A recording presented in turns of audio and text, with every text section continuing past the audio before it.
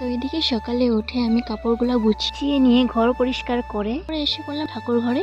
তো ঠাকুর ঘরে এসে সুন্দর করে পরিষ্কার করছি, কারণ অনেক ধুলা জমে গিয়েছিল। তো তো পরিষ্কার পরিচ্ছন্ন ভালো করে করে নিয়েছি। তারপরে ওটা যত বাসন ছিল সব ধুয়ে নিলাম, ধুয়ে কাপড় যত ছিল সব পাল্টিয়ে নতুন কাপড় সুন্দর করে গুছিয়েলাম। তারপরে ঠাকুরকে সুন্দর করে স্নান করিয়ে দিলাম, তারপরে দিয়াবাতি জ্বলিয়ে সুন্দর করে পূজা করে নিলাম। এদিকে আমার পূজা কমপ্লিট হয়ে গেল।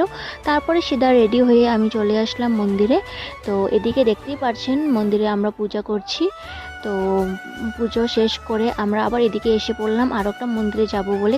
আসলে আমরা যাওয়ার সময় মন্দিরটাকে দেখেছিলাম, তখনই ভেবেছি যে এই মন্দিরটা তো ঢুকবো, কারণ অনেক মন্দিরটা ভালো লেগেছিল। তো মন্দির তো সবখানে সমানই হয়, কিন্তু এই মন্দিরটা দেখতে অনেকটাই আকর্ষিত ছিল।